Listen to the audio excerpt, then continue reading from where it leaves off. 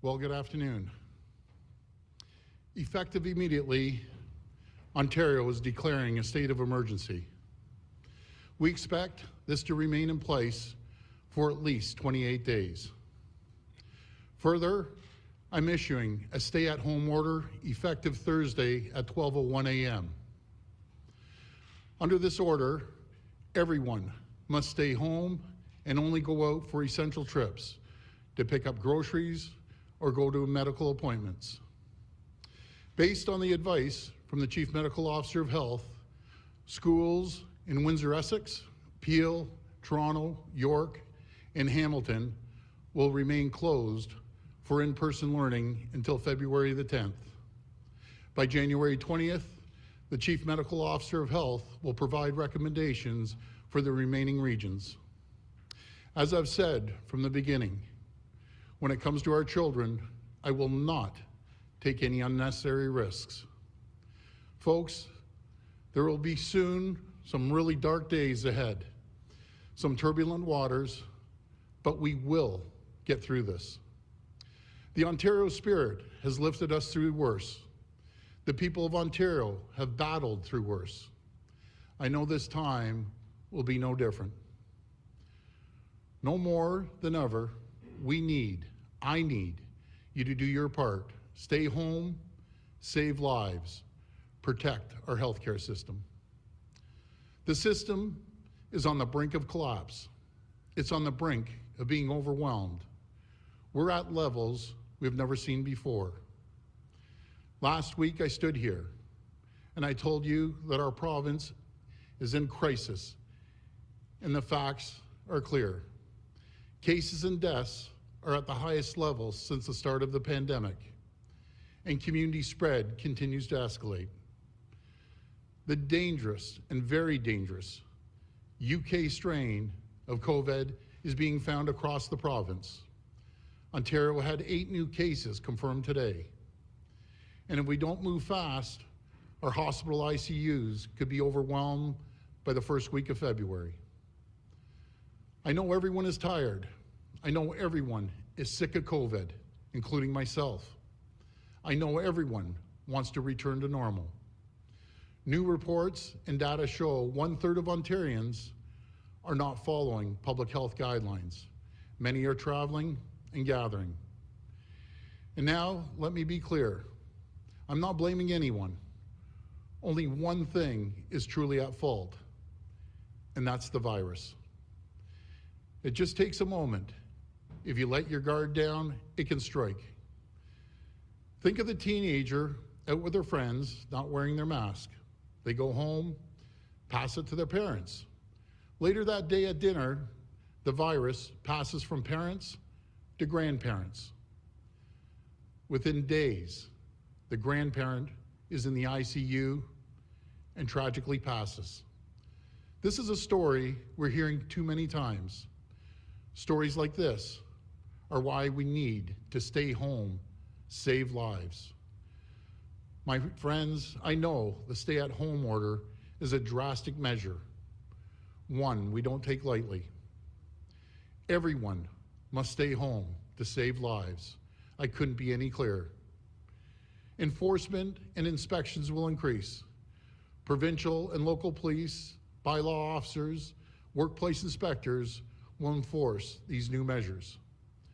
Under the declaration, they will have powers to disperse people and to issue tickets to bad actors. Bad actors who are caught, they will get fined. And I want to take a moment to address the situation in big box stores. I've seen the crazy lineups. We need more enforcement at these stores. So we'll be starting an inspection blitz of big box stores in the coming days. And I promise you, if we find any issues, there'll be consequences. We'll come down hard on these big box stores if we have to. And this enforcement, it will continue for as long as necessary. But ultimately, from day one, we've been counting on people to do the right thing. The success of these measures will ultimately depend on you.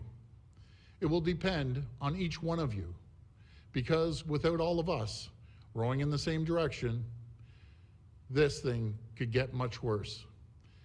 Just look at what's happening in countries where the UK variant has taken hold. It's a total disaster. And we've been told by officials it's not a matter of if this new strain takes hold, it's a matter of when it takes hold and how wide it spreads. My friends, this situation is extremely serious. I just can't stress this enough. But unlike back in March, today we have the vaccine. It's on the horizon. We have hope on the horizon. It's in sight, it's within reach, but we need to give that vaccine the runway it needs. We need to get through the next few months because the vaccine rollout is tied to supply. And based on the current delivery schedule from the federal government, we're still months away from the millions of doses we need to start getting critical mass of people vaccinated. I'm working with the feds. We will do everything we can to help them speed this up. But until then, we're vulnerable. Our hospitals are vulnerable. Our communities are vulnerable. My friends, I know the actions we've announced today are difficult, but they're absolutely necessary. And as your government, we will be there to support people and businesses through these tough times. We have the 24/7 off-peak electricity rate in place. We're providing $200 per child for the parents. We've worked with our federal partners to put in place the new CERB program to help families and workers, the wage subsidy and rent relief programs to help businesses get through these tough times. We have the new Ontario Small Business Support Grant, up to $20,000 to help owners with their costs. And we're also suspending the enforcement of residential evictions so people can stay home safely. As everyone stays home, we're doing everything we can to fight this virus. As Minister Elliott will share in a moment, we're ramping up testing in priority sectors of the economy. And we have a robust strategy for tackling COVID in high priority communities. My friends, the people of Ontario, we're strong, we are resilient. I've seen how tough we can be through the first wave and beyond. And as I've said before, tough times don't last, but tough people do.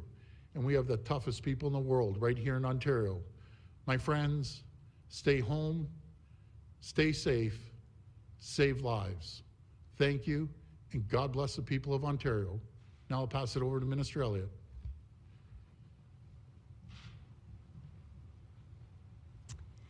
Thank you, Premier.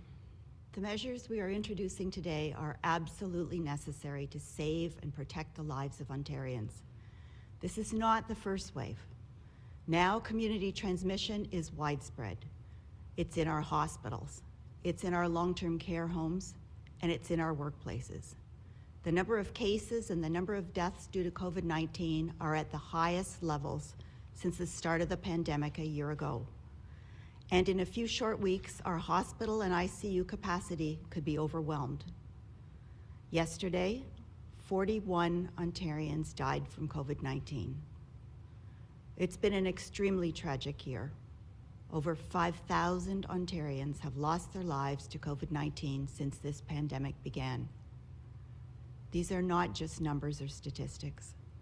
These were brothers, sisters, mothers, fathers, and grandparents.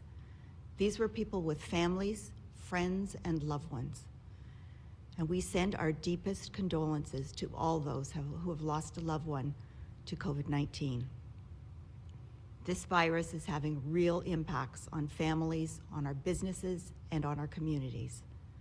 That is why we are introducing additional public health restrictions to strengthen our province-wide shutdown measures. As you heard from Dr. Brown this morning through his modeling update, we must change our mobility patterns. Too many people are having too many contacts. Increased contacts result from increased mobility. So to break this cycle, you must stay home as much as possible. And that starts with a stay-at-home order. As part of the stay-at-home order, We are asking businesses to ensure that any employee who can work from home does work from home. All non-essential construction will be closed. All non-essential retail stores will be required to close by 8 p.m. with the exception of grocery stores, convenience stores, pharmacies, and restaurants providing takeout orders. Outdoor gatherings will be further restricted to 5 people. Wearing masks will be mandatory in all public places and should be worn outside as well when you can't keep 2 meters apart. School closures in Southern Ontario are being extended until January 25th and will be assessed on an ongoing basis by the Chief Medical Officer of Health. Schools in hotspots may not resume. We are also expanding rapid testing to help identify and isolate cases of COVID-19. We are doing this by providing 300,000 COVID-19 rapid tests per week to support key sectors such as manufacturing, warehousing, supply chain, and food processing, as well as additional tests for our schools and long-term care homes. We expect to receive nearly 12 million PanBio rapid tests from the federal government over the next several months, and we continue to pursue opportunities to purchase additional rapid tests. We also continue to implement our high priorities community strategy, and local lead agencies have begun to deliver key interventions in the province's hardest hit vulnerable neighborhoods. Together, these measures will help fight the spread of this deadly virus. We have made great strides in vaccinating tens of thousands of Ontarians, and we must continue to build on this progress. I am urging you to please follow public health advice and respect the new measures we are putting in place. We are counting on each of you to do the right thing and act responsibly so we break the deadly trend of transmission. Please be part of the solution. Stay home, stay safe, and save lives. Thank you. And now I'd like to pass it over to Minister Jones.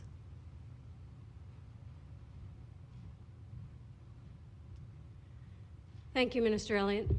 As the Premier stated, declaring Ontario's second state of emergency in response to COVID-19 is not an action we take lightly. We are fighting the spread of a virus that has once again led us to the brink of a health crisis. This is an emergency, and we are treating it that way. We have been upfront about the severity of the threats we face if the numbers begin moving in the manner we have seen during these past days and weeks. We have said we would not hesitate to explore and exhaust all options necessary to protect Ontarians if the situation worsens, and it has. We are declaring this provincial emergency to allow for stronger measures to reduce the spread of COVID-19, and these measures will be enforced. A greater authority will be provided to enforcement personnel across Ontario to ensure restrictions and orders are followed. Additionally, if individuals, employees, and corporations in retail settings are found not complying with an order, enforcement personnel have the authority to issue a fine. All provincial offences officers also have the authority to disperse crowds indoors as well as outdoors. For example, when a group of more than 5 people from different households are gathering outdoors, they can be asked to leave. In addition, workplace inspections by Labour and provincial offences officers will be enhanced to increase compliance with public health measures. Let me be clear. If people are found not complying with these orders, they will be subject to fines and persecution. Penalties may include up to a year in jail. We are taking the current situation very seriously, and we ask that all Ontarians do the same. It is critical, now more than ever, that people adhere to the orders and follow public health measures. Please stay home, stay safe. Orders can only take us so far. Stopping the spread of COVID-19 can only be done if we all band together and make an extraordinary effort to protect the communities that our families and our friends call home. Thank you. We'll go to the phone line for questions. First question, please. Your first question comes from Lucas Meyer with News Talk 1010. Please go ahead. Hi, Lucas. Premier, on the enforcement side of various workplaces, how are you going to, in real time, how is this logistically going to work where employers who have to send people home are going to, and how that enforcement's going to work? Can you just elaborate on what employers are how they're going to be handled with this? For employer and employees that have to be sent home because of COVID? Is that Correct. the question? Well, first of all, through the federal government, you'll be able to get 2 weeks of pay if you're being sent home for COVID. And also, if you live in a household with, let's say, multi-generational folks in there, then there's hotels that we have with the federal government that we can put you in a hotel for a 2-week period. I'll pass it over to the Solicitor General.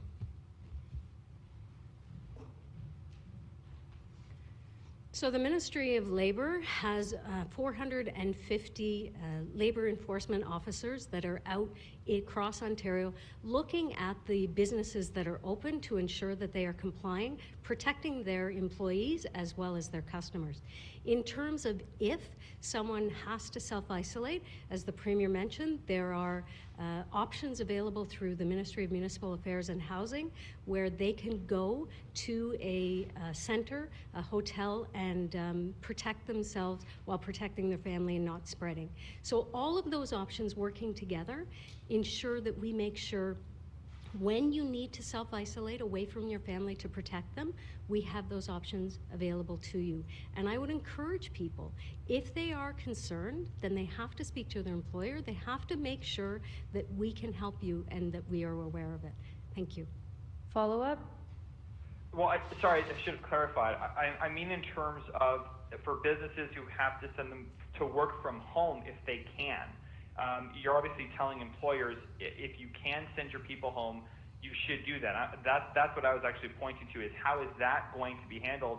And secondly, on schools, now that classrooms are going to be closed in those hotspots until February 10th, what is going to be the educational plan to get that back open by that time, now that there's been another extension?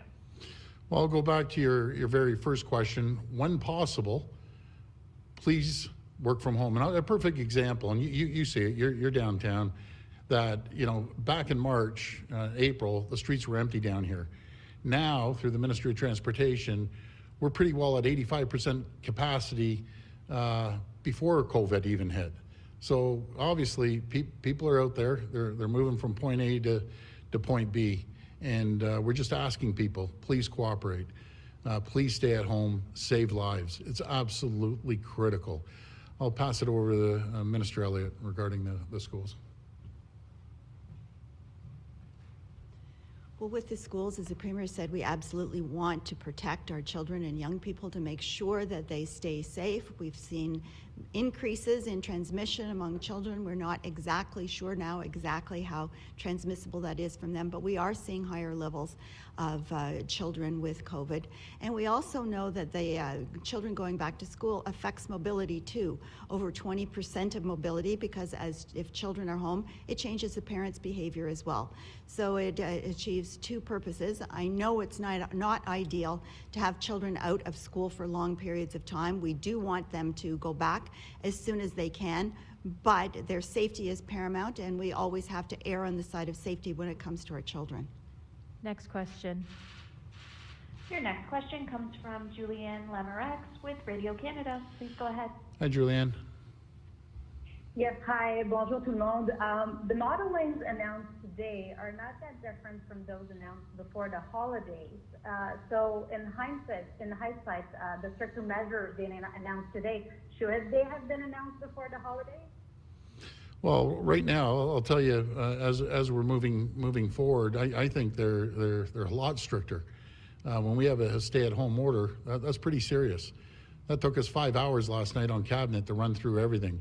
And believe me, we had a pretty healthy debate on it. And we're making sure that when it comes to enforcement, we're allowing more police officers, more bylaw officers to implement fines for bad actors. And it's absolutely critical. The people that haven't been listening, we're looking at about 30%. That's where the spread's happening. And I'm just asking those 30%. If you love your grandparents, and I know you do, if you love your parents, love your neighbors, your coworkers, please follow the process. I just can't stress it enough. And if we don't, we're going to see the numbers that we saw the modeling Dr. Brown showed us. And if that isn't scary enough, I don't know what is. We're seeing potentially cases going up to 15,000. Those are staggering numbers. Worst case scenario, if we don't do something, if we don't follow the guidelines and the procedures. Folks, please, 28 days, we've come so far all together. We need to stick together. We need to get through this. The vaccines are there. We will have mass vaccinations happening in April, May, and June. We need a little bit of a runway. That's all we need. We need a little bit of a runway to get there. And in the meantime, General Hillier, he's out there. He has a well-oiled machine. We have great infrastructure. All we need right now are the vaccines. That's what we need more than anything. Follow-up? But the forecast presented this morning suggests that more deaths will occur in wave 2 in long-term care homes than in wave 1. And you had promised to put an iron ring around the residents of these homes. Where exactly did we fail? Well, I'll pass that over to the Minister of Health. Well, we are building that iron ring around the long-term care homes by the vaccinations that we're doing. And we have centered our vaccination efforts on vaccinating the residents of long-term care homes, their essential caregivers, and the staff that are coming in. And I can tell you that in the 4 hotspots, Windsor, Essex, Toronto, Peel, and York, we are proceeding very well with that. Windsor, Essex has already completed the vaccinations of all of their long-term care residents. Toronto tells us they will be completed by the 18th of January, and both Peel and York are also on track. This is the best way that we can protect our residents of long-term care who are so very vulnerable, and that's why they have been chosen to be first to receive the vaccinations. Next question. Your next question comes from Christina Tenelia with CP24. Please go ahead. Hi, Christina. Hi, Premier. Hi, everyone. Want to know what the difference really is here between a stay-at-home order and a curfew, and in terms of enforcement.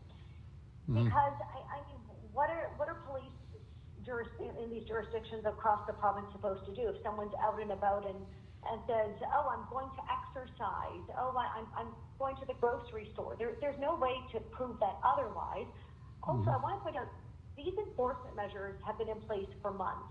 New Year's Eve at Nathan Phillips Square here in Toronto, about 350 people gathered. Toronto police chose not to ticket anyone.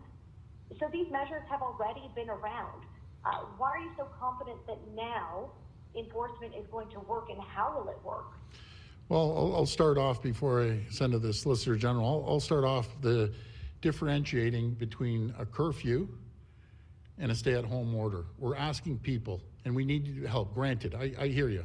We have close to 15 million people, and we've never been strong on and ever applying a police state. A curfew is you aren't leaving your house. Simple as that.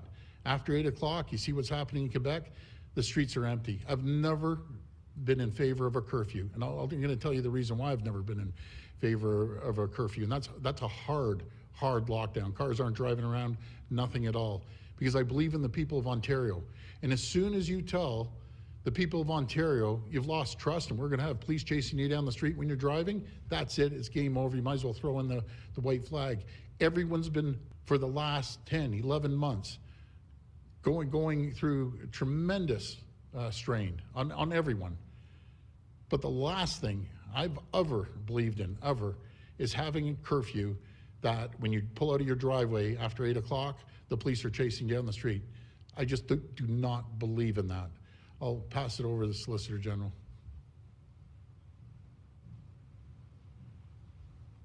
So one of the big changes with the stay-at-home order is actually allowing and empowering provincial offences officers, most commonly bylaw enforcement officers, to also issue tickets. From Julianne Lemerex with Radio Canada. Please go ahead. Hi, Julianne. Yes, hi, bonjour tout le monde.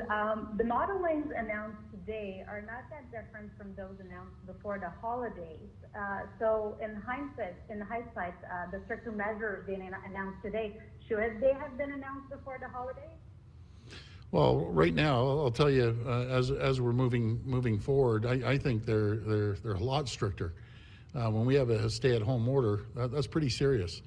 That took us 5 hours last night on cabinet to run through everything. And believe me, we had a pretty healthy debate on it.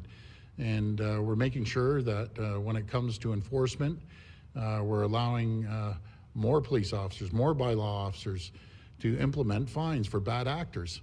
And it's absolutely critical. The people that haven't been listening, we are looking at about 30%, that's where the spread's happening.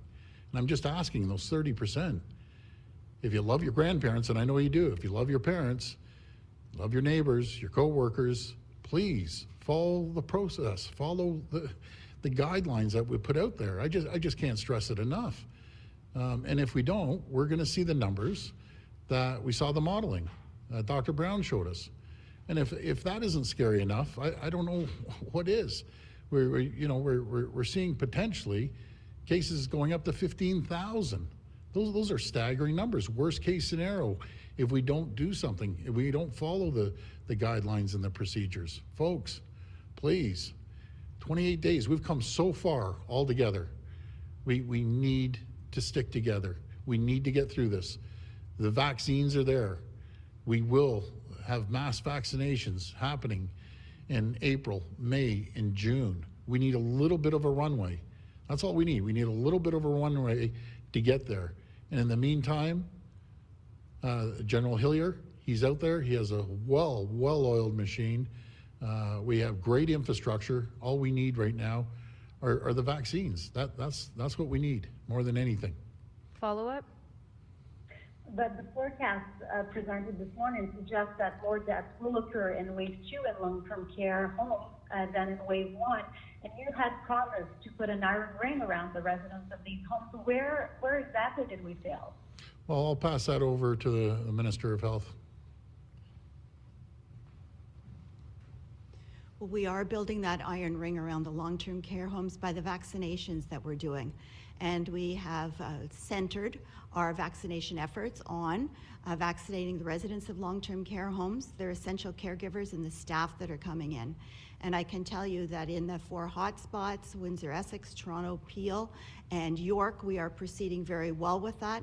Windsor, Essex has already completed the vaccinations of all of their long-term care residents.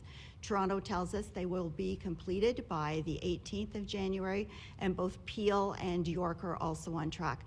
This is the best way that we can protect our residents of long-term care who are so very vulnerable, and that's why they have been chosen to be first to receive the vaccinations. Next question. Your next question comes from Christina Tenelia with CP24. Please go ahead. Hi, Christina. Hi, Premier. Hi, everyone. Want to know what the difference really is here between a stay-at-home order and a curfew, and in terms of enforcement. Because I mean, what are police in these jurisdictions across the province supposed to do if someone's out and about and says, "Oh, I'm going to exercise. Oh, I'm going to the grocery store." There's no way to prove that otherwise. Also, I want to point out these enforcement measures have been in place for months.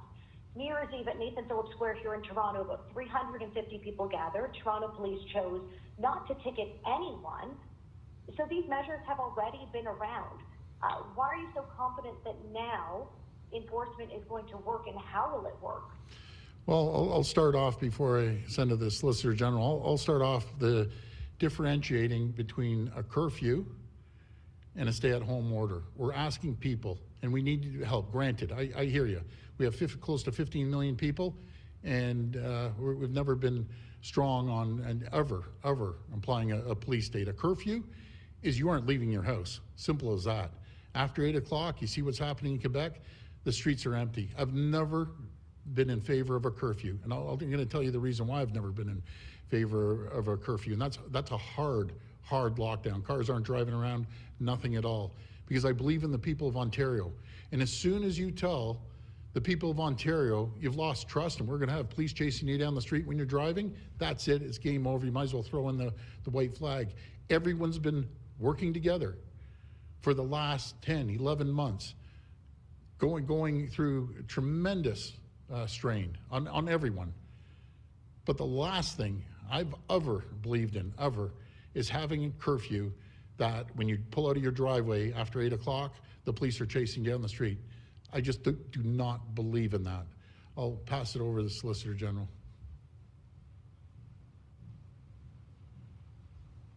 So one of the big changes with the stay-at-home order is actually allowing and empowering provincial offences officers, most commonly bylaw enforcement officers, to also issue tickets and to disperse crowds of larger than 5 if they're not in the same household. There are many things that we can do as a government, but at the end of the day, people have to understand how serious this is and how by staying home, it will in fact save lives. That's at the core of everything we're doing. If people comply with that, if people understand how that will ultimately save their loved ones, their family members, their grandparents, then we have achieved a goal that is going to allow us to beat COVID-19 until we can get sufficient vaccines to vaccinate all Ontarians who wish to do so. Thank you. Follow-up? Yeah, I want to Christina. ask you about reduced hours for places like grocery stores and other similar stores. Are you concerned that will just result in more people heading out and shopping during condensed store hours? Because most of these stores, like Costco, for example, already closes at 8 p.m. Someone wrote to me saying, I opt to go to the grocery store late so I can avoid crowds and limit my exposure to others. And they're also concerned about limited hours is not helpful to essential workers who work shifts. Well, all retail stores and big box stores, and I want to talk again for a second about big box stores. I'm going to come down on them like an 800-pound gorilla. If they aren't following the protocols, they aren't following the guidelines, if they don't have 50% only in the stores, there's going to be consequences for them.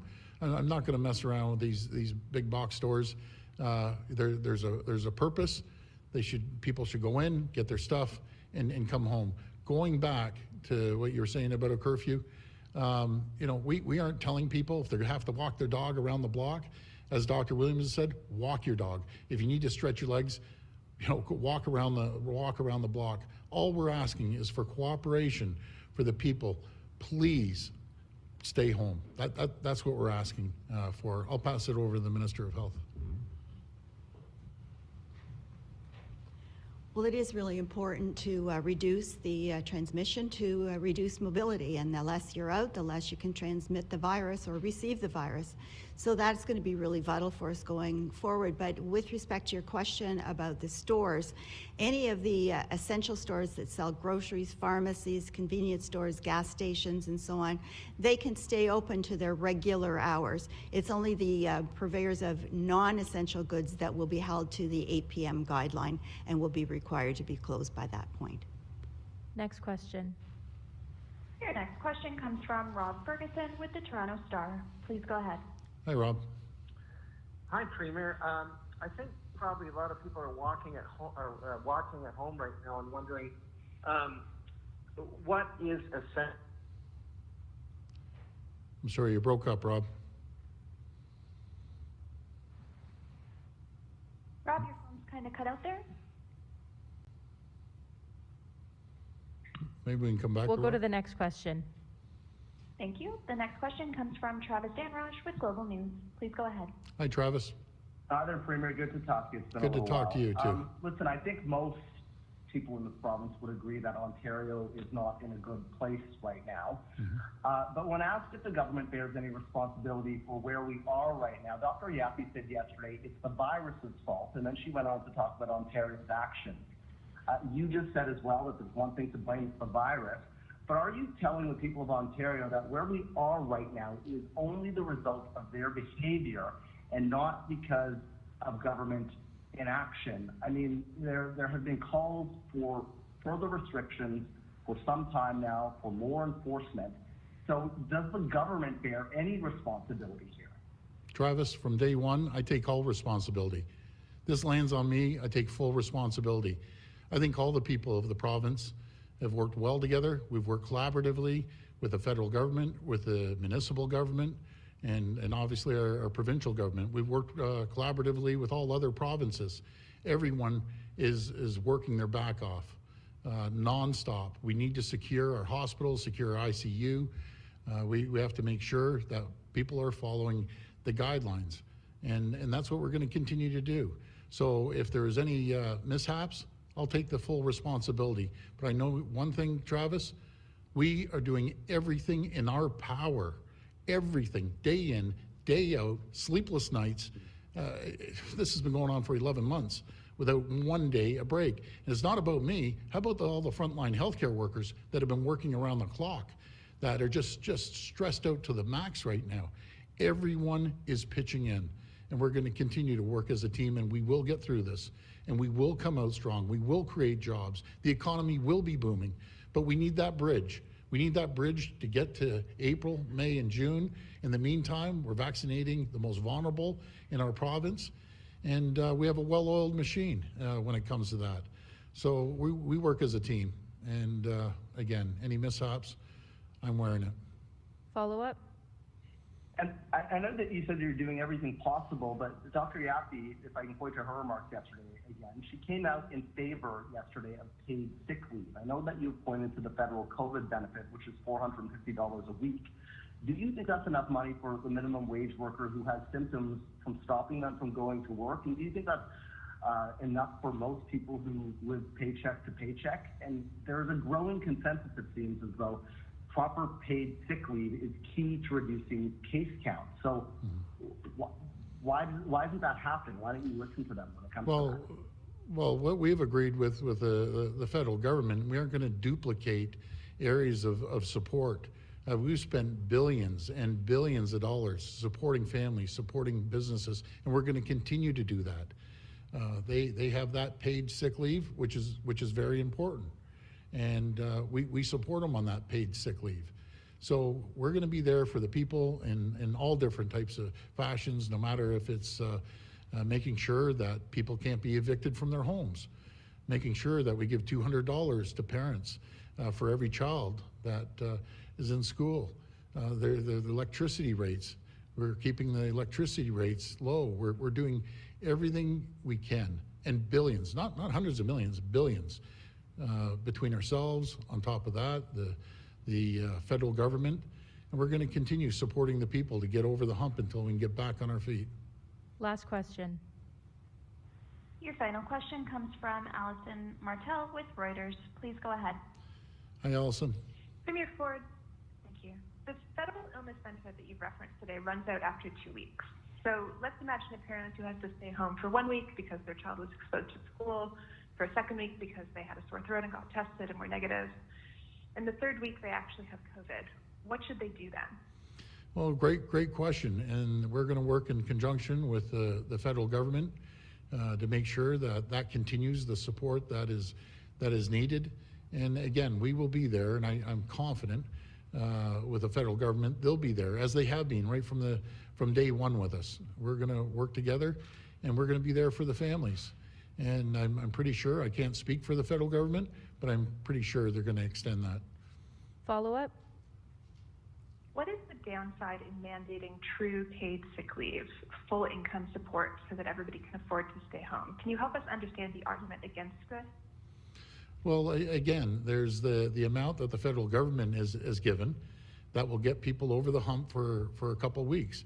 If it extends, there's the EI benefits. I had the phone call with the finance minister, deputy prime minister, trying to shorten that period from, I think it's about 2-3 weeks for EI, and I want to shorten it down to a week or even 4 days for the sick pay as well.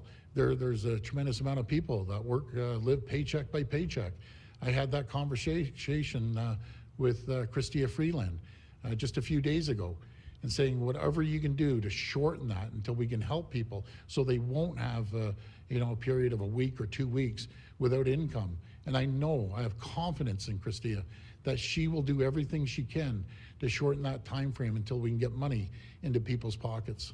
Thanks, everyone. Thank you so much, everyone. Please stay home, save lives. Thank you. What a load.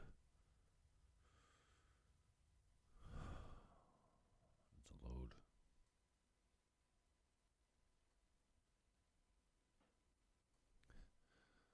Wow. What can you say? Iron ring around long-term care facilities? What? So much. I don't know. Just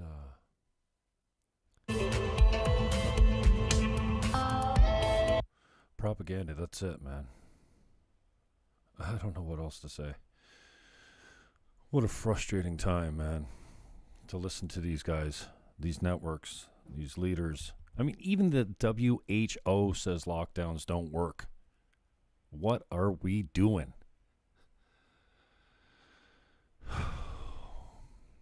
Iron ring around long-term care facilities. But earlier, Ontario came out and said, well, over half the deaths, yeah, they're in long-term care facilities. So I got that iron ring around them.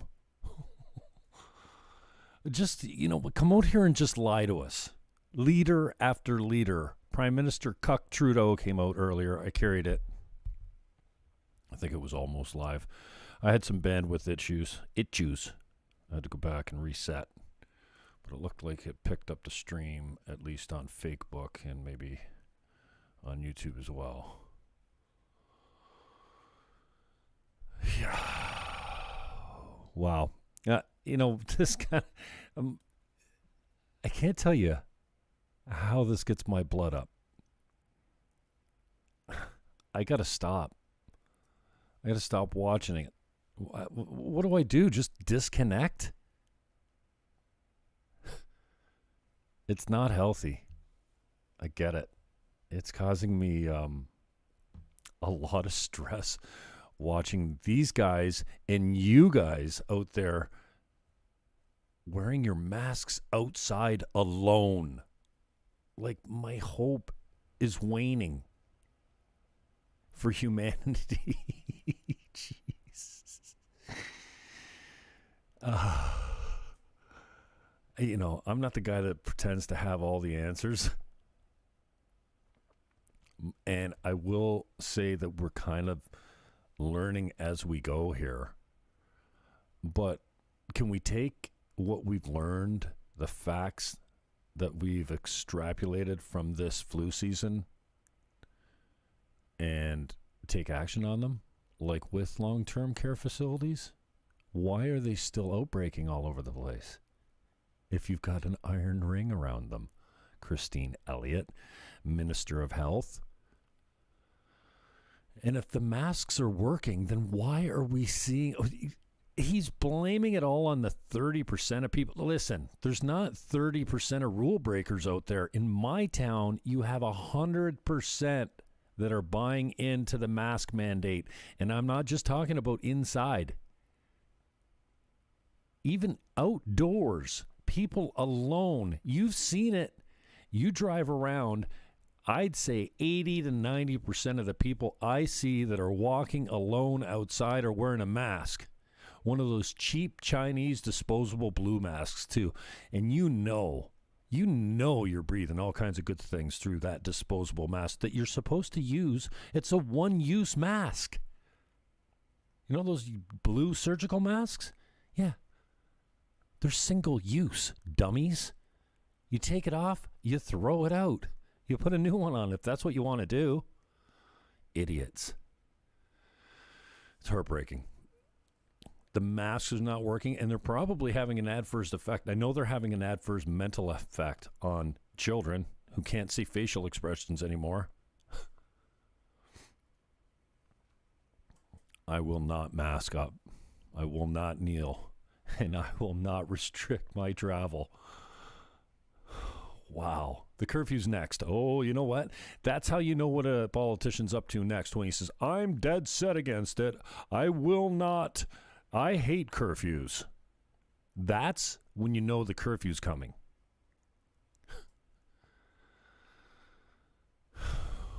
You know what they're doing because they accuse you of it. That's just the way they operate. Politicians. You know what?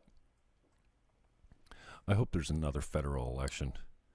And I hope I have the spirit and the energy and the conviction to run against you clowns. Whether I win or not. Hey, I've run 10 elections, mostly for the Green Party. It was never about winning. And if you think I ran in 1993 as a 24-year-old Green Party candidate because I wanted to get my name in the paper, and like I had stage fright then. I wanted nothing to do with it. And I'm still not that guy. I mean, I come out here, I think it's cathartic. And some people actually listen and appreciate my takes on stuff, but it's not about look at me. It's about look at you clowns. So to debate Chris Biddle once again is got me salivating. I know it's never a good reason to run. I ran for mayor because I wanted Walter to lose. I wanted to expose him for the type of human being he is. I got nothing against Walter. Other than the way he treats people, his business at the chamber, and I didn't want him in. And Jeff Birch was supposed to win that, and Jeff Birch is doing okay. He's an MPP now.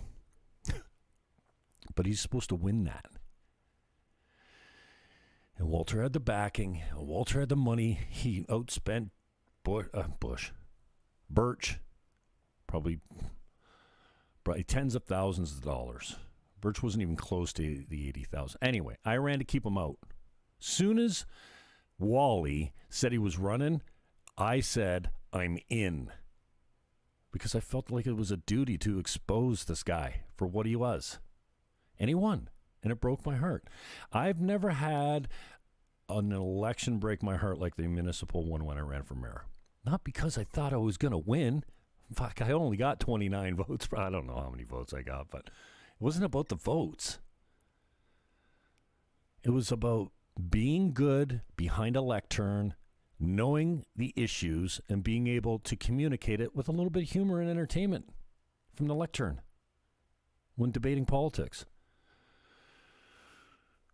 Max Bernier is on Thursday at noon right here live. And if all goes well, I'll stand for his party in St. Catharines, the PPC, the People's Party of Canada. He wants to put a moratorium on immigration until we come through this thing. Okay. He wants no restrictions on free speech. Okay. And he'll let his candidates have some latitude on some of the issues. As long as you abide by his 5 principles. Respect, I don't know what it is. Equity and diversity is not part of the 5. I can just tell you that much. Well, I could probably show you right now. If I was a little bit more prepared as a broadcaster, I would have this stuff pulled up.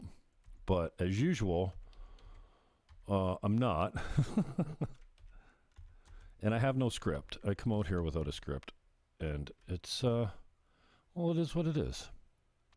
Okay, so here's the People's Party of Canada, and I think it'll probably be just right on the Max Bernier show. What do you mean the Max Bernier show? Okay, hang on. Let me recrop this for you so you can see the whole window. Thursday at noon, Max Bernier. He'll be here. I'll have him for probably an hour. He's been very generous with his time. He's not getting a lot of time, media time, that is. So I think he appreciates a guy like me that actually wants to talk to him. Here's the website. 4 fundamental values. All right, I thought it was 5. Where'd it go? How do I get back to that screen? Let's just go here. Refresh. No. Control Shift refresh. Or Control refresh. No, it just goes right back to the same thing. Anyways, it'll scroll through. I joined the PPC. I also am a member of the CPC. The Conservative Party of Canada, because I was asked to join because a local mentor of mine, here we go, fundamental, what if I click on this? Learn more. Freedom, fairness, responsibility, and respect. So as long as your candidates have a policy that falls in line with his 4 principles, then I think you're good to go within reason. I like that. So Thursday at noon EST, here live video Zoom conference will be public. I don't typically look at your questions a whole lot. And frankly, anytime you've given me a question to ask a guy like Max, it's usually so cheeky and bullshit that I don't usually end up using it. I don't know if Max is going to... Max should actually broadcast at the same time I am. I'm working on his people to find out about that. And I might have Max on the regular, like on a monthly basis. I talked to him about a month ago. And I talked to him a couple years ago. I like him. He's a stand-up guy. And he doesn't pretend for anyone. Like he's not going to sacrifice his moral conviction or his principles or his positions, I don't think, for anyone. I don't think that makes him inflexible. I just thinking, I'm going to ask him this question. What's some of the things you won't negotiate on? Like if you're in opposition, and I know that's a long shot. He's only getting about 2%. Because for those of you that don't know, Maxime Bernier was deep into the Conservative Party of Canada. He ran for leadership when Scheer won. He was ahead.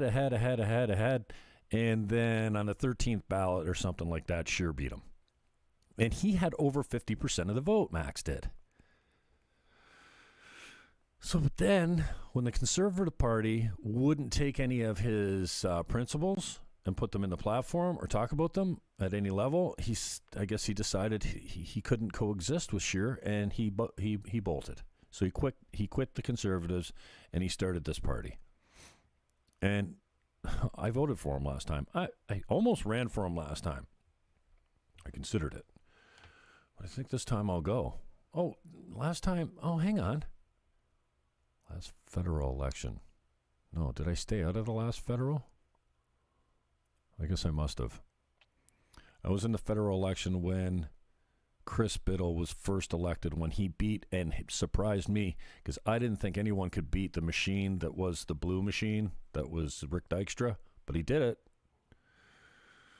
I remember at one of the last debates saying to Chris, I go, I'm looking at him in the eye when I said, oh, you could actually beat this guy? He goes, yeah. We were talking about internal polling or something like that. Now, I'm friendly with these guys when I'm running against them, but they've got no use for me outside of that because I'm pretty critical of their leaders, their policy, their hypocrisy. I'm not a guy that has tempered his opinion very much.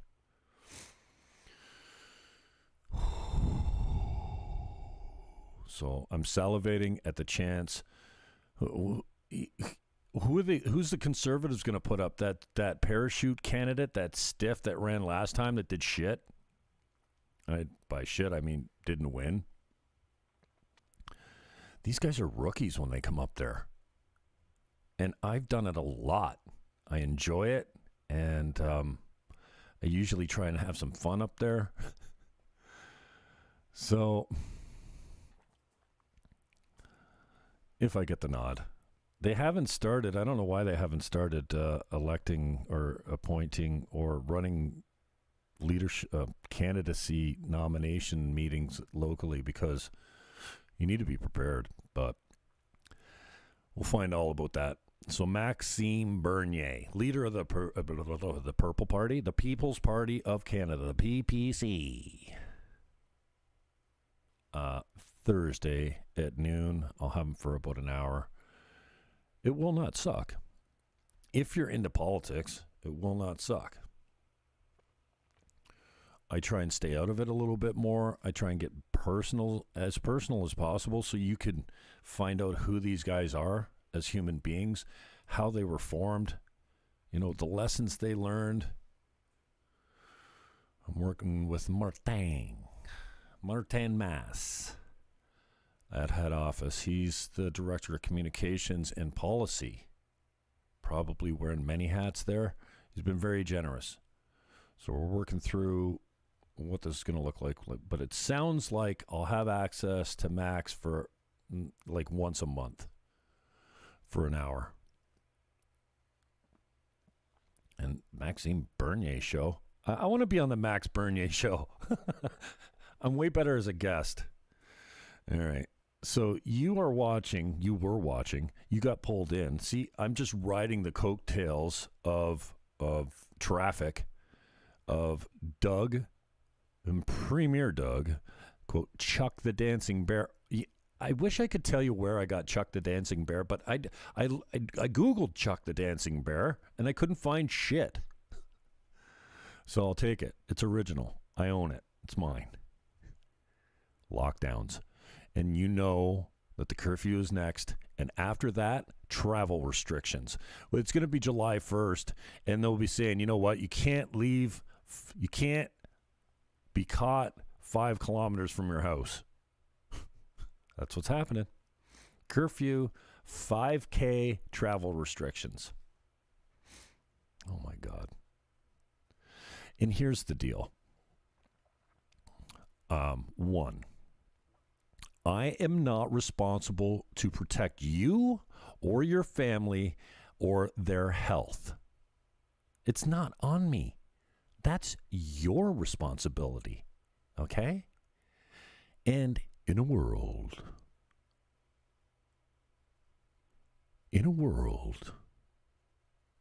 where transmission and acquisition of a virus is 100% preventable. Okay, at least contracting the virus is 100% preventable. Now, transmission actually is preventable as well. If you know that you're sick, you can take a lot of measures.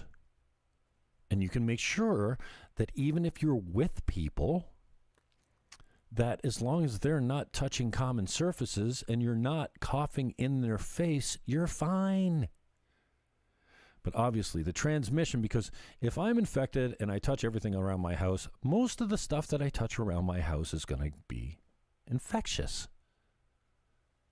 So I can't guarantee that you're not going to get it, but that's 100% on you to make sure you don't touch your face, that you keep your distance from me, and that you wash your hands.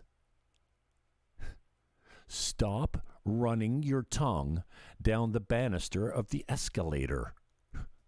You'll be good. Stop opening the door to the corner store with your bare hands and then touching your face. Go touch all those things if you want. I use my sleeve. You know, the fact that Ford is trying to blame this imaginary 30% of people that are not what's that word?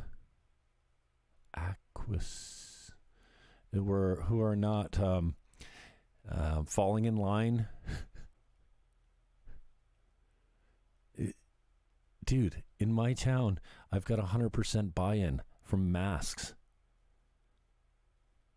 This 30% of the people that you supposedly are breaking your rules are not all contaminated.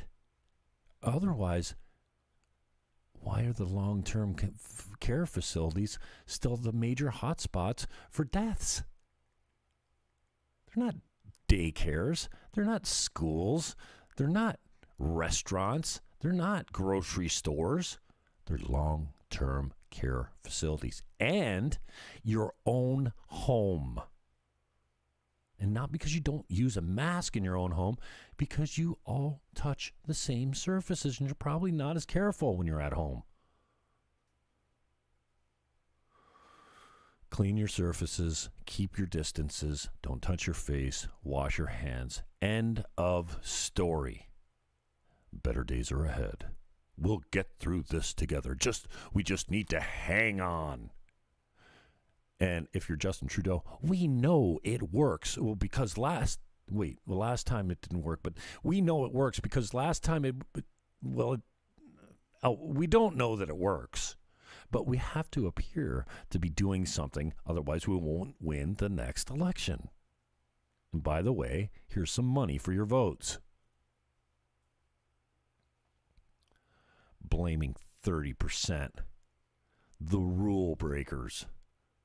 Oh, I'm not placing blame, but those 30% of people are why the virus continues to be spread.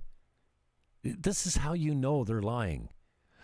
This is how you know they're blaming, because they say, well, I'm not placing blame, but the 30% of those rule breakers are to blame. And I love the fact that Ford calls himself a 100-pound gorilla. Well, fuck, Chuck. You are a 100-pound gorilla. Who thinks this kind of speech is cute or endearing or effective politically? Folks? Friends? Listen, buddy, I'm not your friend. I'm not your folks. You're a hillbilly, and acting like a big fat hillbilly doesn't do anything for your image. One-term wonder, Ford. You know what? I gave all these guys a chance. I didn't hate Ford from the time he came down the escalator. I didn't hate Trudeau that the first minute he walked down the sidewalk with his gender-neutral fucking cabinet. No, I was hopeful. And by the same token, I didn't hate Trump when he came in. I didn't hate Obama when I grew to hate Obama. I grew to hate Bush. I grew to love Trump. The funniest, least establishment, least politically correct man on the planet runs the most powerful nation in the world, and then mail-in ballots. The Democrats know how to run elections, man. Oh, I'm going to be on you like an eight-headed, 100-pound gorilla. Or no, I will be on you like an 800-pound gorilla. A silverback. Shut up, Drug Ford. Oh, there's going to be consequences for the big box stores. Yeah, do the consequences include anything like complete bankruptcy? Because if not, small business has something to bitch about, Drug Ford. Oh, no, that was your brother. Sorry. Muriel, thanks for tuning in. Wings D. Dove. I've never seen that name before. What up, Fake Book? Haven't looked at the rest of it. I'm on Twitter. Periscope. At Jim Fannin on Periscope. Not sure how you find that. I did post a link for what you're watching now. Well, if you're watching now, you don't really care, but I just post a link for the current, what was this? Premier Doug Ford, Chuck the Dancing Bear. I put that up on the at Jim Fannin Show on Twitter. D Live, what up? Hey, what are, somebody tell me. Oh, well, you guys don't know what D Live is probably.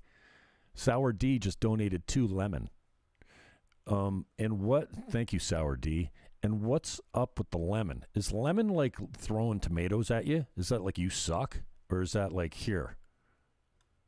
Because I see, well, it's the lowest level of saying you suck if that's what it is. Because it's got lemon, ice cream, diamond, Ninja Guinea, and Ninja Jet. I don't know what those are. What up, D Live? Twitch, what up? Periscope, what up? Facebook, what up?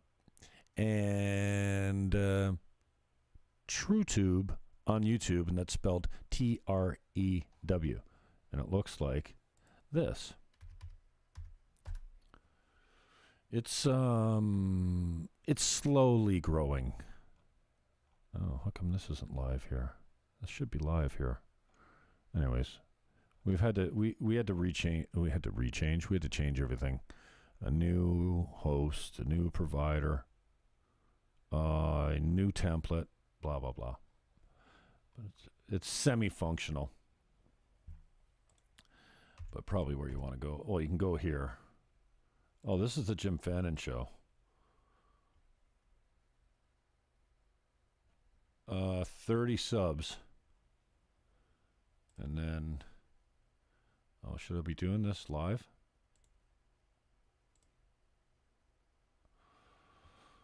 My channel. TrueTube. I lost 5 subs today. I was bragging online how this channel had 130 subs, and now I got a 125. What the piss? So you can find us here. TrueTube just made it, I think. Yeah, I think yesterday was the day I have no copyright strikes on TrueTube YouTube channel now, so it might live, and it might give me a chance to roll that up to. No, I had 6,000 subs in 3 months on my first channel. My first channel is great, man. I have a lot of good clips on that channel. So sad. It's like losing a loved one. So, Ontario, you're in a state of emergency. You're in almost complete lockdown. And although there's not a, what do you call it? Curfew yet, I feel that one will be coming. And then following that, in addition to another 28-day lockdown. You remember flatten the curve, 15 days to flatten the curve a year ago? Listen, here's my take. I think the virus is going to do what it wants. Okay? You might consider it the enemy. I think China's the enemy, but listen, regardless, I think the virus is kind of going to go through the community as it wants to. There's not any way that you can control the spread of a virus. Otherwise, we wouldn't get the common cold. We wouldn't. What happened to flu season? Well, this is the new flu season. It's just a different strain of flu. So let's lock it all down. Let's cause our elderly to jump out of windows and kill themselves because they can't see their family for over a year. You fucking monsters. And you guys are buying all into it. You love it. Lockdowns? Bring it on. Oh, yeah, if it kills the virus. Oh, yeah, I'll do my part. You fools. You're asking for tyranny, and then you're cheering it when it comes up. Breaks my heart. I can't believe that you people could be so easily led to bankruptcy and complete mind control. And this is why. This is not an ugly woman. She's unique, but what up, CTV? Oh my gosh. I'm really sorry to do this to you, man. But I'm going to make you watch some of this if you're not good. Oh, I'm fucking exhausted. And it's 3 p.m. Noon, Thursday. Max Bernier and I will have about an hour of a public Zoom meeting. Check it out. I tell you to send me questions for them, but I never read them because they suck. Send me a good one. Thank you, Muriel. Ms. LaBelle, how many times can you propose to someone online? I mean, how many different women can you have marriage proposals out to at once?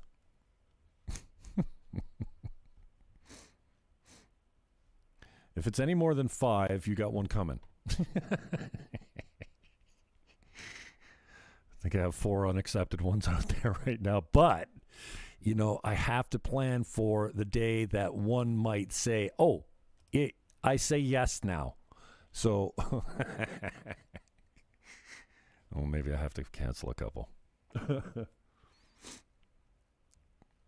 I'm not placing blame, but the 30% of the people that are the rule breakers, that's why this virus is continuing to spread. Oh, hey, Doug Ford. I want to talk to you about electricity rates, Doug. Doug, have you looked at the rates lately? Doug, when the lockdown came in, you put a flat rate. It was off-peak all the time. It was kind of like half-price hydro, electricity. And then, a few months ago, you went for a big, fat increase. Now we're at 4 times the rate we were paying before, which was half off. And I think you have to select to be, you have to change your rate from one, I think, where it's just straight. Do you automatically go on the time of use discount? Like if I use hydro after 7 p.m. now, or on the weekends, am I automatically like getting a small discount? It used to be half. Doug Ford, Mr. Premier Doug Ford.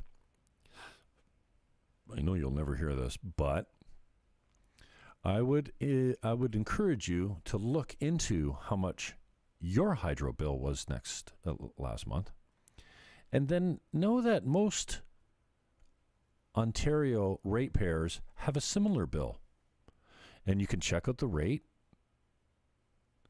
and you can look at the history of hydro in Ontario and say, you know what, man, we're still paying off a lot of debt because of the corruption of the last government that ran hydro into the ground and gave all taxpayers' money away to big, fat corporations so we could put up windmills so we could sell contracts to Samsung. And we're there for it. We're applauding you all the way. Yay, green energy. What? Look at your rates.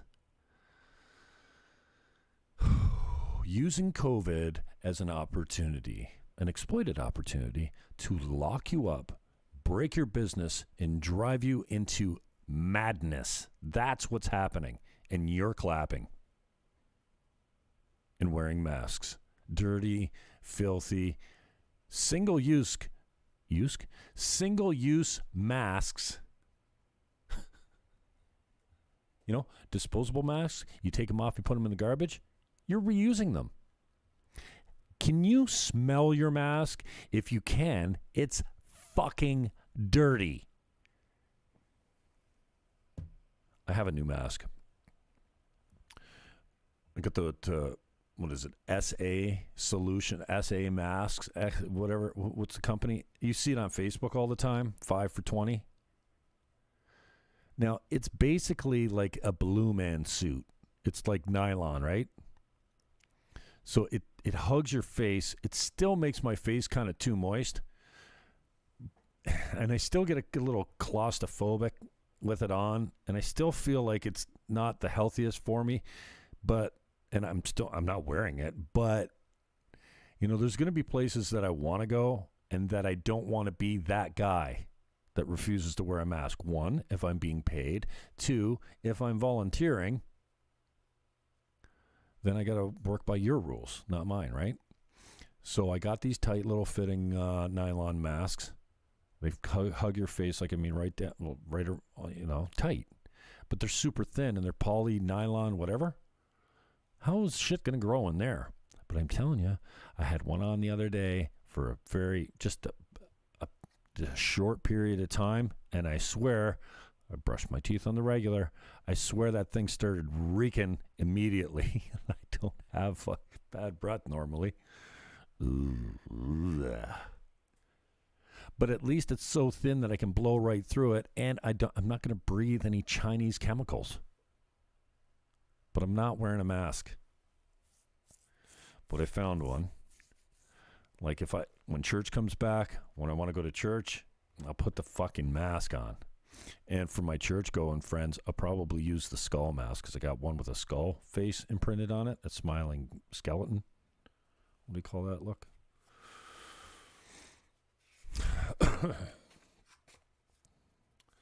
Max Bernier, Thursday at noon.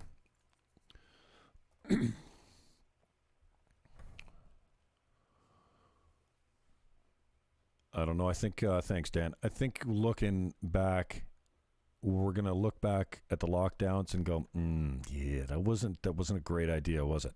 And we're going to look at masks, especially how it affects our mental health. Look at, I'm watching on the TV right now. Look at these people.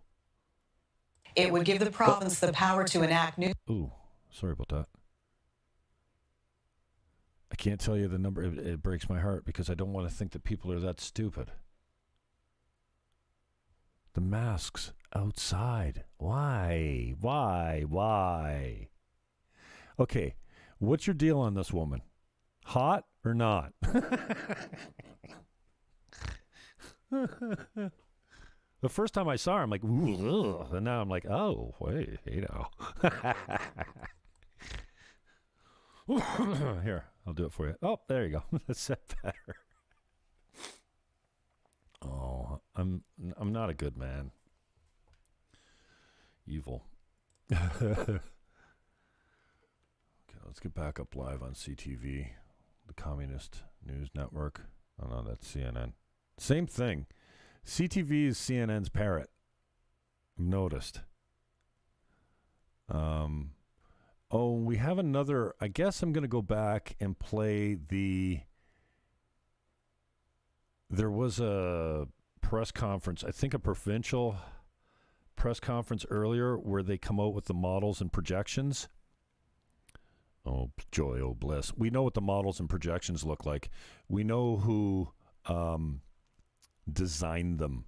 We know that last time Fauci was coming out and talking about a 4% death rate, and we based all our lockdowns on a 4%. A 4% death rate as a virus is serious business. Now we're at less than 0.5%, really. And if you factor in, check this out. They say that 23 million people in the States caught corona. Is that right? 30 million. 35 million? Let's go to info meters. Oh, not Instagram. Hang on a second, kids. Info.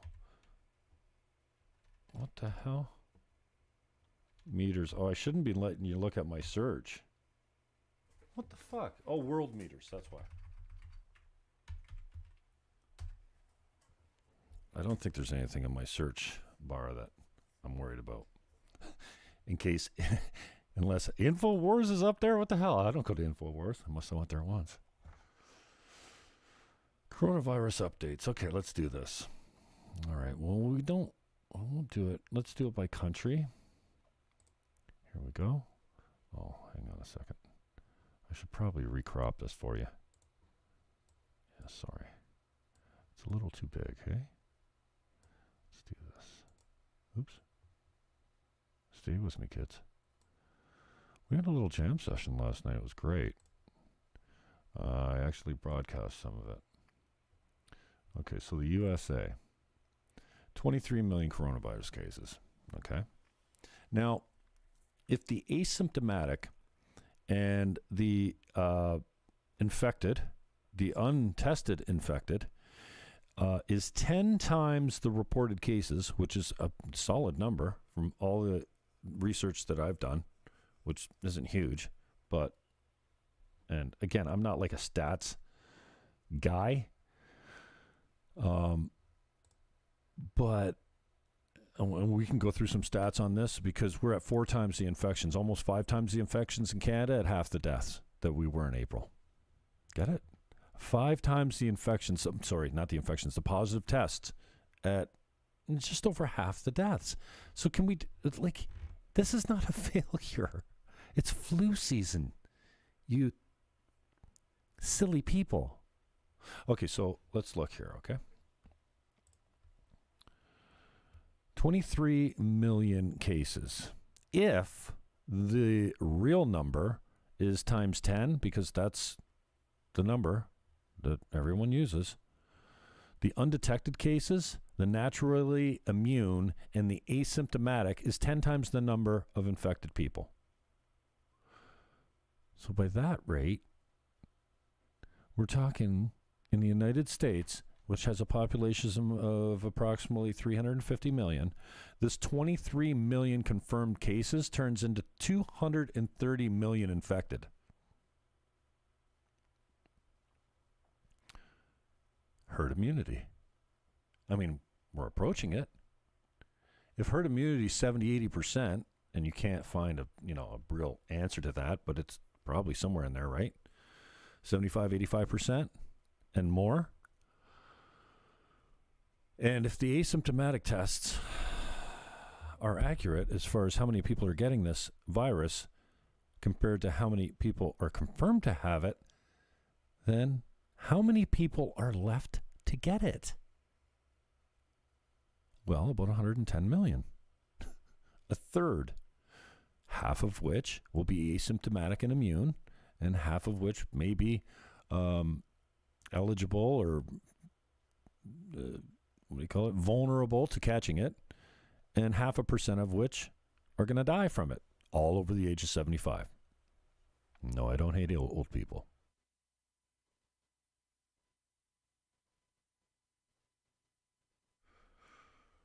But it's true. 80% of the deaths are over. The average age of death is still 80 years old.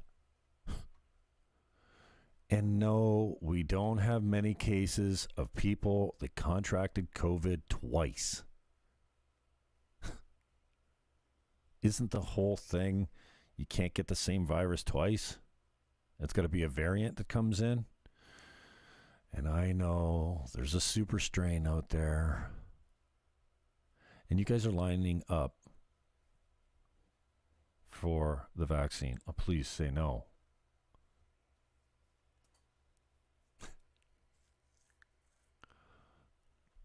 I'm not taking a test.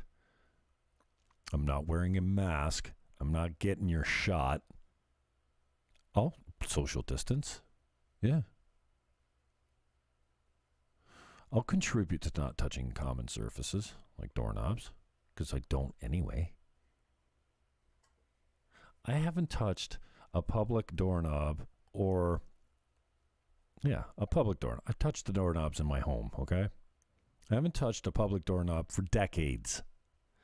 Not because I'm weird or OCD, because I don't like getting sick. And I don't like getting the people around me sick. The last thing I need to do is bring my cold home to my family, if I had one, when I had one. I still get a father and a brother. But back in the day, Mom was around and we all hung there. If I had a cold, I'm not like looking to spread it. I'm no different now. They don't call me germ venom for nothing because I don't like getting sick. And in which case, I don't like to touch common surfaces in flu season, especially. In the winter, my knuckles are normally chapped and red and splitting from washing them. I'm a good hand washer. What's this? That's an 800-pound gorilla, kids, reading a script. Okay, so countries here. I know I'm blathering. I wasn't planning on coming out here. Again, I never have much of a Thursday night. We come out here at 7 p.m. This week I did it by tape delay. That was good because I didn't have to worry about being gassed. And I don't mean drunk. I mean out of gas. Oh, I'm already here. At 7 p.m. because I don't want to go. I don't want to roll. So last Thursday, I did an episode in the morning and then broadcast it like it was live, but 7 p.m. Thursday nights and Thursday here at noon.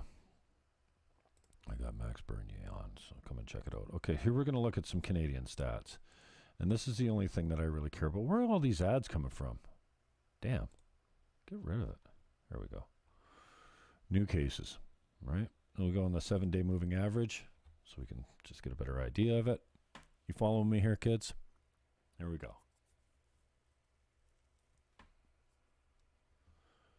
This over here is the first wave. Okay? 1,700 infections per day, every day. In the fat part of the curve, right in here, April, even May, we spiked. We went up to 1,750. Okay, May 2nd, May 5th, April 10th, right in here, okay? 1,600 in new cases. New cases. Now, these are not infections. These are positive tests. Remember that. Now, here's today. All right, well, now we're down to about 8,000. But in the fat part of the curve, right in here, where it starts to level out, we can call it 7,500. Let's call it 8,000. That's almost 5 times the cases, right? 8,800. So if you wanted to, skew the stats, then you could say 1,600. Let's see here. Oops. Shit.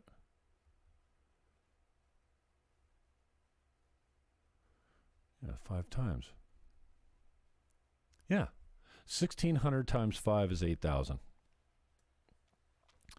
5 times the positive cases. Bingo. Look. Hello. Here's the deaths. In the fat part down in here, we're like 100, let's call it 100, even over 100. Not much. We had some peaks. You could even call this 200, but we're still, dude, we're way lower. Or even, like at one time, we were 5 times the deaths and half, no, we were 5 times the positive tests and half the deaths. So we're like 200 versus 100. Now it looks like it's leveling out, but it's still way lower.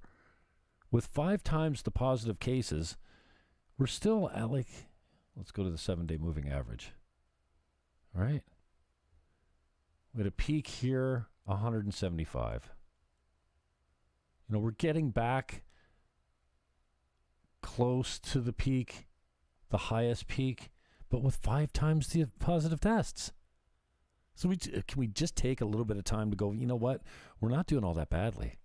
If we could get the long-term care facilities under control, our lives would be a lot better, especially for our elderly, who are dying of loneliness more than they're dying of COVID. And they're dying of COVID in huge numbers.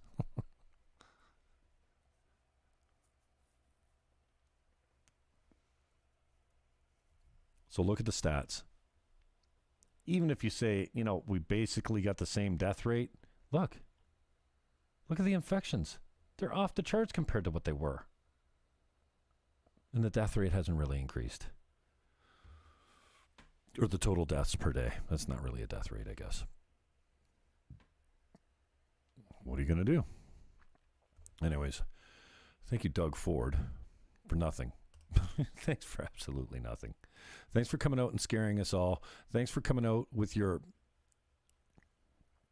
Minister of Health telling us that we've got an iron ring around the long-term care facilities. Thanks for telling us, you know what, the masks are working, even though we can see clearly they're not working. And they're probably having an adverse effect on your health, especially your mental health. And you know, when he says, I hate curfews, that the curfew is the next thing to drop. And then 5K travel restrictions. I am not responsible for your health. I am not responsible for protecting anyone but myself and my family. Protecting you is not my priority.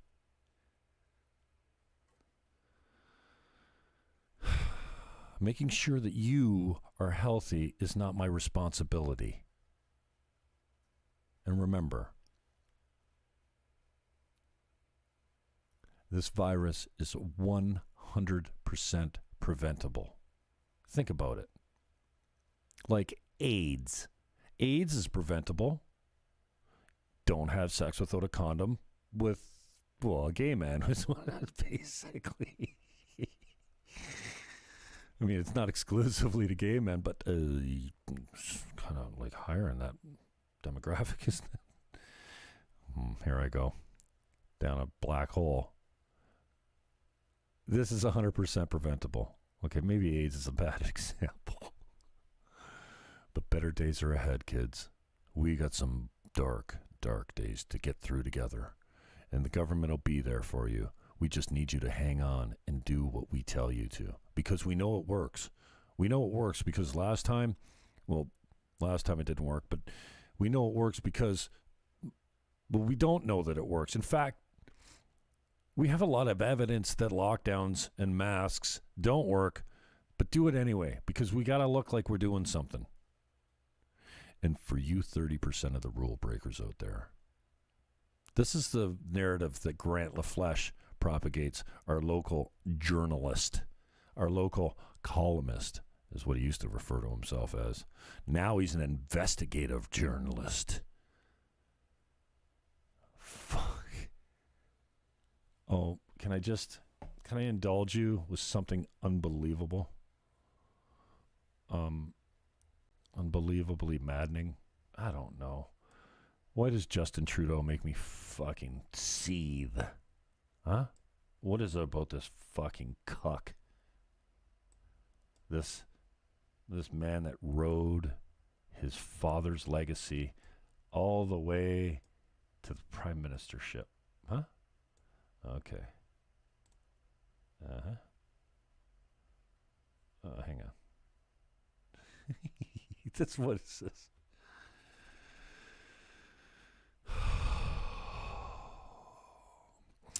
For the 30% of you rule breakers out there, shame on you. You're the reason this virus continues to spread. Just do what you're told. Don't come out of your house. Don't go see your parents. Don't let your kids go to school. Or you'll get this 800-pound gorilla on your back. This 800-pound, this 8-headed 100-pound silverback. Oh, I'm completely sober. Well, not completely, but I'm not drinking. We're going to be here for the families. How? By keeping electricity rates low. What? Oh, excuse me? We've got the highest rates in Canada.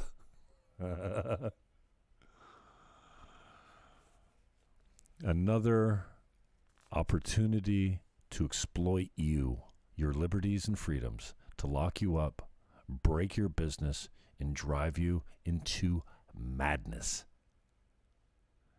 And I am not a big fan of the WHO, but even the WHO knows that lockdowns don't work. I think they produced evidence on it. I feel bad for the Canadians that are having a hard time getting back into the country and that have to be quarantined in a federal facility, penitentiary, fines and prison time for people that don't quarantine. But hang on, if you're an international traveler, no problem. You guys just do your voluntary self-quarantine, okay? We're not going to follow up. But if you're a Canadian trying to get back into the country and you don't have a COVID test, guess what? No pass. And if you do pass, you go into a federal facility for 2 weeks. A concentration camp.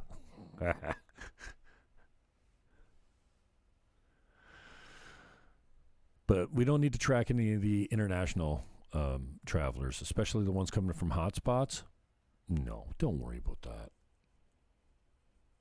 Justin Trudeau says we have some of the strongest restrictions at the border in the world. But if you're flying in from China or anywhere else, no tests, free pass, and a voluntary quarantine period. I'm sick.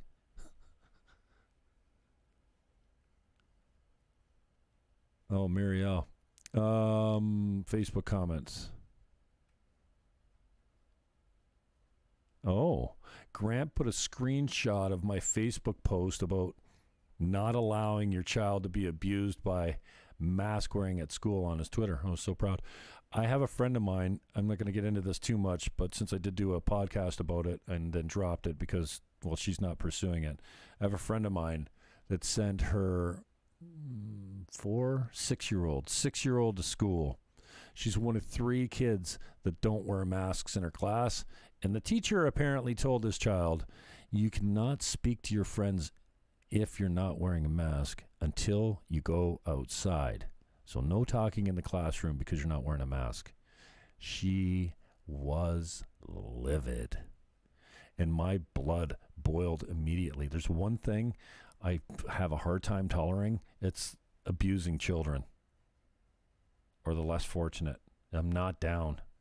It makes me ill. It causes me rage, and it makes me want to get violent.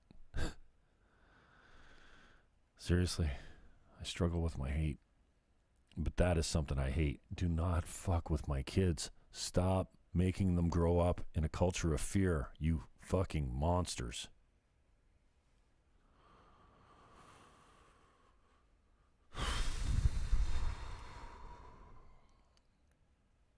All right, noon Thursday. I might be able to hear later with this modeling. I think it's about an hour. replay that. I'll stream it for you. Thursday noon, I got Max Bernier live right here. We go right at noon. Don't be late. But you don't even need to be here because it'll be up later. And when TrueTube's done, I'm going to stop giving this stuff away for it's not for free. I'm going to stop giving it away free. See, even I fall into the preposition for free. Well, in that case, free requires a preposition, because if you say, preposition is not required for free, yes, that's correct. You don't get it for free. You get it free. Don't use the extra word. Now, I would love for just one advertising agency to give their clients the advice that you don't need for. You can, save time, which is money, on an ad. Just say free. Get it free. Call for your free. See, call for your free. You hear that, but you're like, oh no, there's no charge. You get it for free. No, you get it free. We're all in this together. Together, we will get through this, guys. Your government will continue to be there for you while they lock you down and break the back of your business. But just know that they're working closely and supporting your local governments, who are additionally locking you down to measures that completely restrict your freedom of movement, your freedom of expression, your freedom to congregate, and just look around you and know that 80+% of the people around you support it. What the hell? What the strange hell? What strange hell are we living through when 80% of the population applaud the loss of liberties? I'm not crying for myself. But I have a lot of people, a lot of friends that run very good businesses that have been income free. Yeah, no income for almost a year. I know guys that are running gold mines for businesses that have come to a screeching halt. I'm talking like very successful businesses. Now, in some cases, my guys are so successful that they're saying, you know what, we're just going to take the year off. See you next year. We'll do takeout. Close it all. That's it. At a huge cost to their employees' health, to their employees' income. Yeah. It causes me a great deal of distress to know that you are so willing to be controlled and for your liberties to be taken away from you without even raising a question. If the mask works so well, why aren't they working? You know what we could have done with just simple social distancing and hyper-vigilant hand washing, the same that we did with lockdowns and masks. Our infection rate wouldn't have been much different if we just kept our distance and washed our hands and clean surfaces. These dramatic virtue signaling tyrants and bad actors that come out here and read speeches and whisper to us like a cock, imaginarily talking to our kids again. Do you really think, Prime Minister Justin Trudeau, that this is your audience to speak to children? Moms, if I could just ask you to leave the room for a minute, I want to talk to your children. I'll give you a second. What? Pedo. We're working together. We're not out of the woods yet. We'll get through this together, and your government will be there with you, for you. We're all in this together. Together we'll get through this. We're working closely and supporting and helping your municipalities to lock you down and break the backs of your businesses. And we won't stop until you're all ruined, until you're all jumping off bridges, and if you're not, you're under complete control, our complete control. You know what? Why don't you just take the time to give that teacher or your parents that extra hug that they need, and maybe do the dishes without being asked? You know? Just be good, kids, okay? Be good. Do what you're told. Wear those filthy diapers on your face, even though they smell like a diaper. Like a dirty diaper? No, it's fine. Just continue to try and breathe through them. And don't ask any questions why, if the masks work so well, why are transmission rates still climbing? No, because after the masks don't work, we'll bring in the curfew and then the travel restrictions, okay?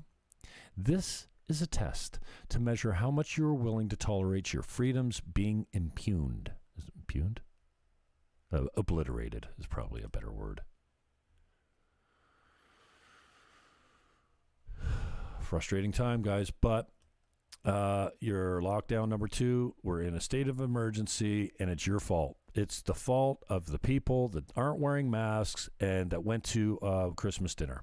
The people that celebrated, you remember Thanksgiving? Yeah, you remember when you went to your parents for Thanksgiving? It's your fault.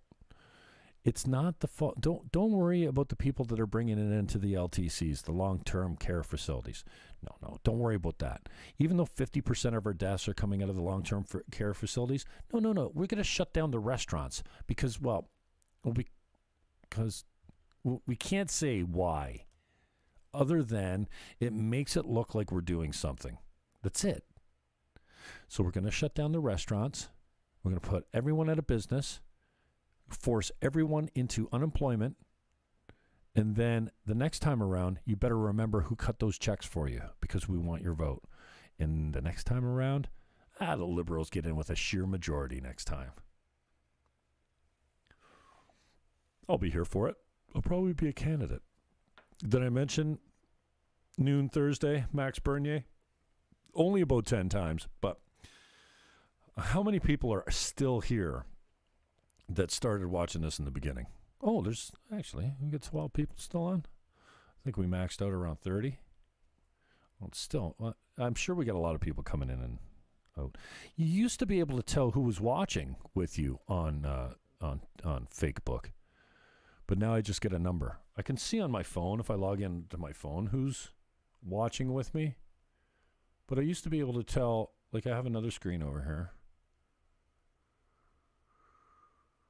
And I used to be able to tell, oh my gosh, I'm going to stop reading the comments on the fake book because it just causes me more rage. Like, you have to prove to me one more time how ignorant you are. And Jared Gunn. Oh, the guns only come out at night, Jared.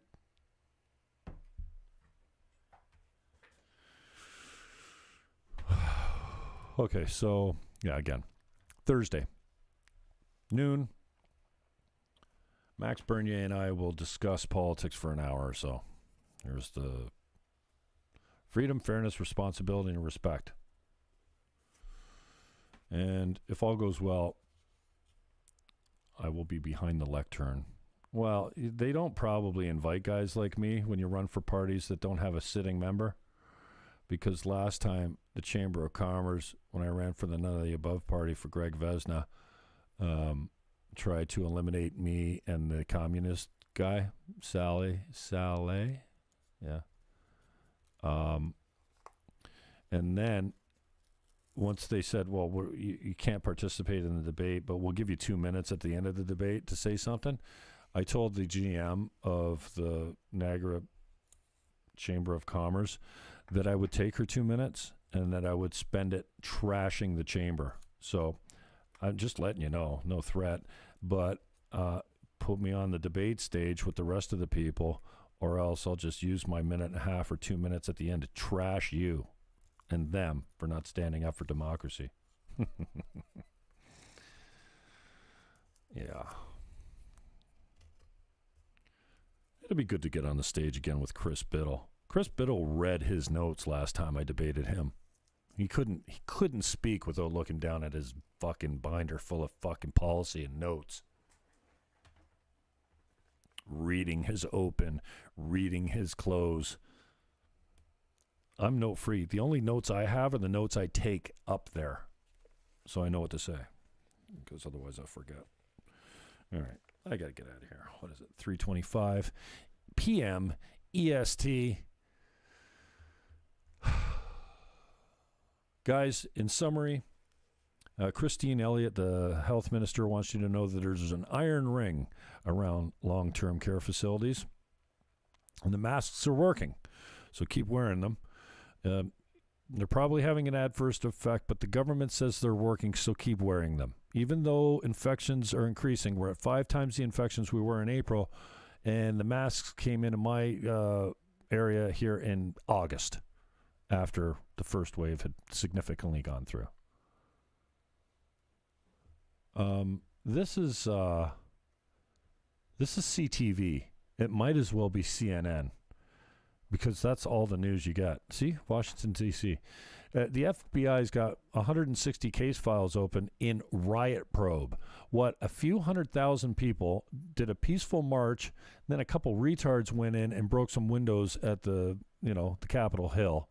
A couple people died, and that doesn't matter because 35 people have been murdered by Black Lives Matter and Antifa since over the last year. $1 billion in property damage, but we got a couple broken windows over at the at Capitol Hill, and a couple of the Congress people and senators, a couple of them were afraid. So we're going to throw the book at these 160 case files open in Riot Probe. No, rioting is burning and looting and smashing private businesses. Rioting is not standing on the porch at Capitol Hill and the surrounding areas like hundreds of thousands of people did.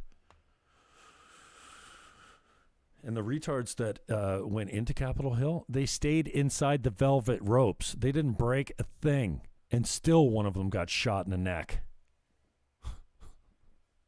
Why am I still out here? Oh, I was recapping. Iron ring around long-term care facilities.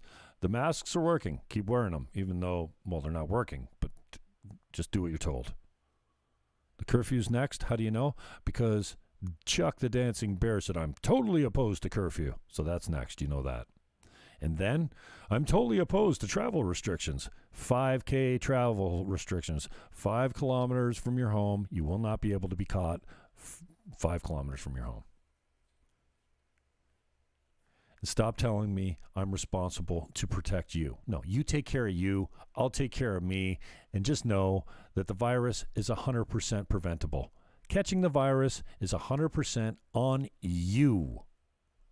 Well, we got better days ahead. Even though we're at 5 times the positive rates, 5 times the positive tests, well under the death rate that we had in April. You just need to hang on. You just need to know that this time it's going to work. Well, it didn't work last time, but this time it's going to work. And for those 30% imaginary rule breakers out there, when pretty much 100% of you are falling in line and doing what you're told, we're going to create a 30% imaginary rule breaker, and then we're going to blame them. I'm not going to place blame on you, but it's your fault. And if these big box stores don't get it right, I'm going to come on them like a 800-pound gorilla. Hey, Chuck, the Dancing Bear. The 800-pound gorilla is apt. Who thinks this kind of speech is cute or endearing or politically expedient? Yeah, those big box stores are going to have some consequences. You know what the consequence for the big box store is? All the small businesses that try to compete with them are gone, closed, bankrupt, and end of story. out of business. But if you just come out here and tell us lies enough, like the electricity rates are low, we'll believe you eventually. Because I know you're going to be there for the families. You're not going to exploit the biggest opportunity to block us up, break our businesses, and drive us into mental madness.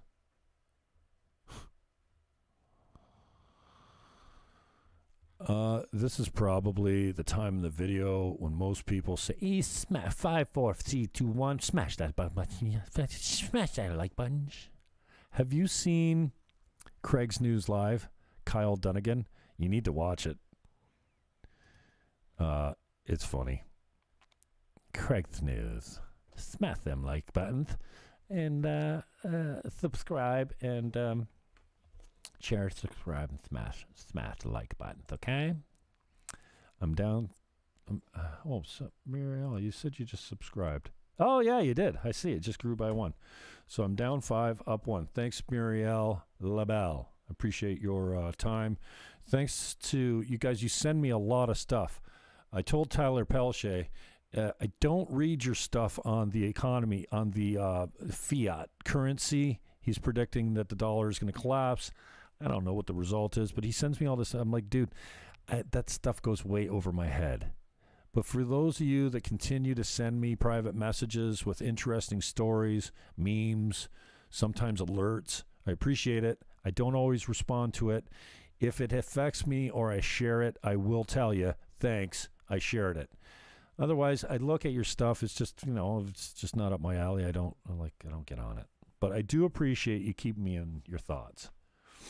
There was someone, I wish I could find out, there was someone that mentioned my name the other day on a lefty's, he was a teacher, so I know he's a lefty. And then he said he's anti-Q and anti-Trump. I don't know about Q. I don't get down with the Q guys too much. But the anti-Trump, the never-Trumper, and the one with TDS speaks a lot because, I'm politically objective as a candidate and as a politician. I haven't always been that way. Anyways,